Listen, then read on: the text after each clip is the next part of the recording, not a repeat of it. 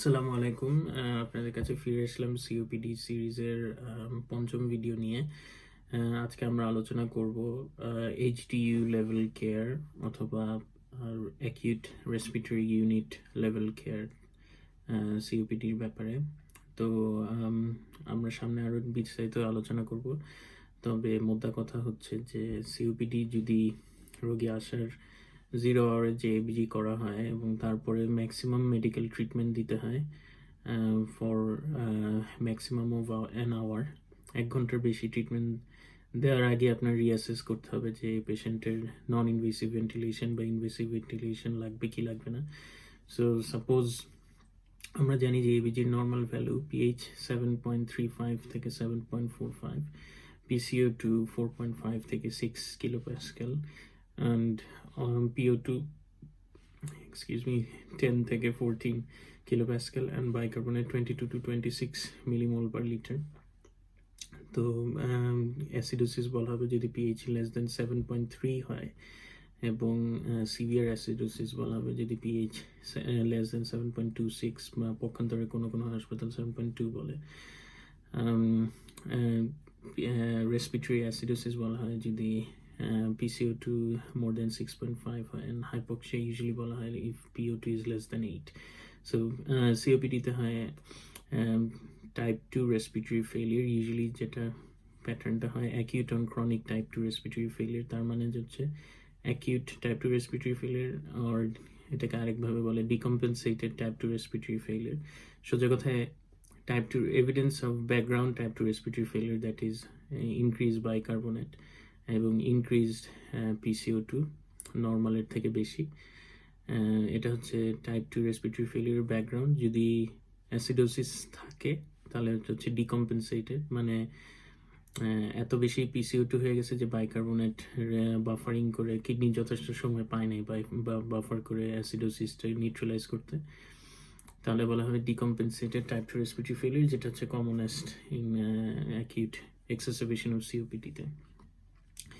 তো সেটা আসার সাথে সাথে নন ইনভেসিভ ভেন্টিলেশন দেওয়া যাবে না। প্রথমে 1 ঘন্টা ম্যাক্সিমাম মেডিকেল ট্রিটমেন্ট করতে হবে, যেটা অ্যাকচুয়ালি ইডির করে ফেলার কথা আপনি মেডিকেল ডক্টর হিসেবে আসার আগেই। সো আপনি যখন যাবেন, যদি দেখেন যে ইডি একটা বেজলাইন এবিজি করে ফেলছে এবং অনগোয়িং ট্রিটমেন্ট, আপনি কাউন্ট করবেন যে লাস্ট এবিজি করার 1 ঘন্টা পরে একটা এবিজি করতে বলবেন আপনার এসএইচওকে, বাকি না থাকলে আপনি করবেন, করে কম্পেয়ার করবেন। যদি দেখেন যে পারসিস্টেন্ট অ্যাসিডোসিস আছে, পিএইচ স্টিল 7.3, হয়তো মাইনর ইমপ্রুভমেন্ট অথবা আরও খারাপ হয়েছে, definitely decision is now assess suitability for NIV. এখন পেশেন্টকে এনআইভি দিবেন unless it is contraindicated. Contraindication অনেক ধরনের হতে পারে। অ্যাবসলিউট কন্ট্রাইন্ডিকেশন হচ্ছে আনড্রেইনড নিউমোথোরাক্স, তো এক্স রে এই জন্যই আগেই করা হয়ে থাকে, তো এটা চেক করবেন। এক্সরে চেক না করে কাউকে এনআইভি দিবেন না, আর অ্যাটলিস্ট ব্রেথ সাউন্ডস ইকুয়াল থাকলে তাও যদি ক্লিনিক্যালি আর্জেন্ট হয় দিয়ে দিতে পারেন।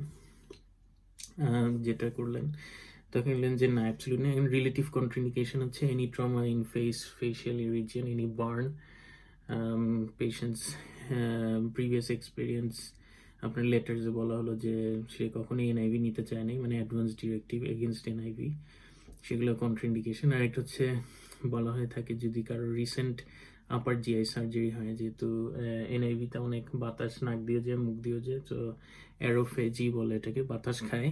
তো যদি অ্যাবডোমিনাল সার্জারি হয়ে থাকে তাহলে ওটা বার্স্ট করার সম্ভাবনা আছে।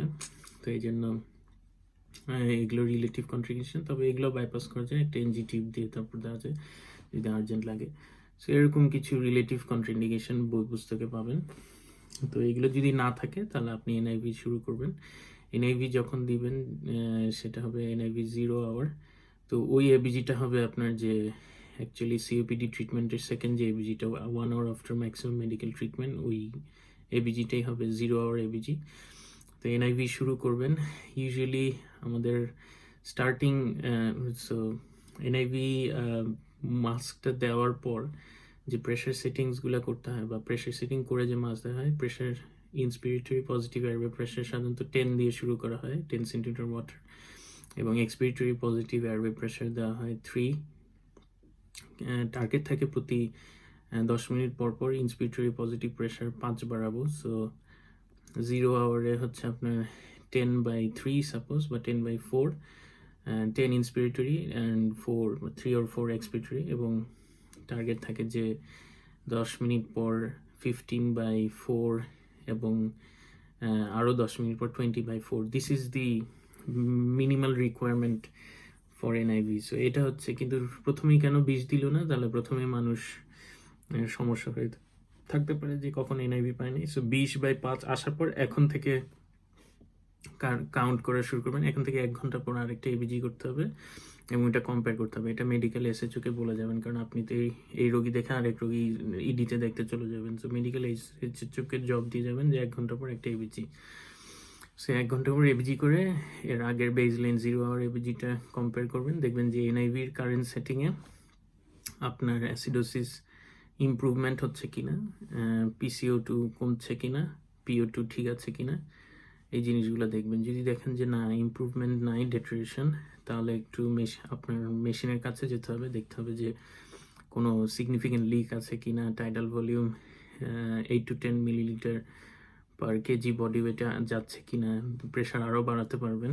যদি না হয়ে থাকে প্রেশার আরও বাড়ান, 20 থেকে 22, আবার 22 থেকে পিপটা বাড়ানো দরকার নেই। যদি PO2 ঠিক থাকে, less than 8 হলেই চলবে। 6 to 8 ইজ অ্যাকসেপ্টেবল।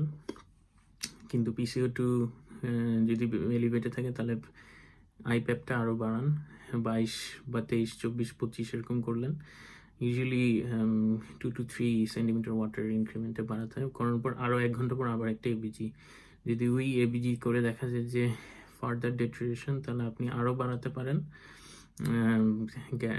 আইপ্যাপ 25 করতে পারেন। ইউজুয়ালি আমরা এটা হসপিটাল ভেদে আপনার গাইডেন্স থাকে যে মেডিকেল রেজিস্টার ম্যাক্সিমাম কত পর্যন্ত দিতে পারে। সাধারণত আপ টু 35 আইপ্যাপ দেওয়া যেতে পারে, 35 না 30। সো কম্বাইন্ড প্রেশার হবে 35 ডিউরিং ইন্সপিরেশন, পিক ইন্সপিরেটরি প্রেশার যাতে 35-এর থাকা মানে আপনি আপনার আর অ্যাকচুয়ালি কিছু করতে পারছেন না। কোনো হাসপাতাল বলে আইপ্যাপ 25-এর পরপরই রেসপিরেটরি কনসালটেন্টের সাথে কথা বলে যদি ইমপ্রুভমেন্ট না হয়।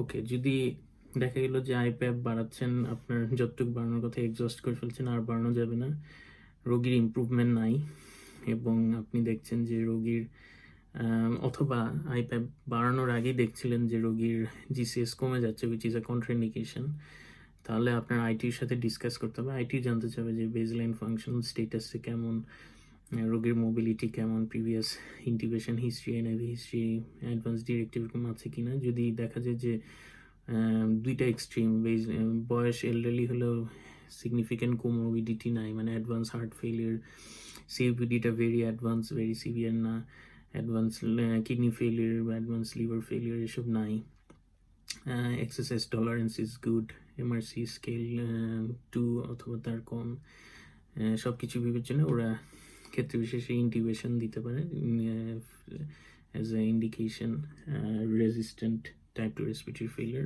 Not responding two optimum NIV হিসেবে। আবার ওরা ডিক্লাইন করতে পারে যদি ওই ক্রাইটেরিয়াগুলো ফুলফিল না করে।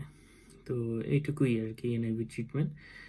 আর মোদ্দা কথা এনআইভি, কিন্তু এটা হচ্ছে ওয়ার্স্ট কেস। আর যদি পেশেন্ট এনআইভিতে ভালো হতে থাকে তাহলে ইউজুয়ালি নেক্সট এবিজিটা বলে 4 to 6 আওয়ারে, ওটাও ইমপ্রুভমেন্ট থাকলে তারপরে এবিজিটা করতে হবে 12 to 24 আওয়ার, অথবা পরের দিন করলেই হবে। সো ফার্স্ট 24 আওয়ার যে ইমপ্রুভিং, 24 আওয়ার কন্টিনিউয়াস এনআইভি দেওয়া হয়, জাস্ট ব্রেক ডিউরিং, ধরেন সে কথা বলতে চায়, খাওয়া, দাঁত মাজার জন্য জাস্ট মাস্কটা খুলে ব্রেক দিতে হয়।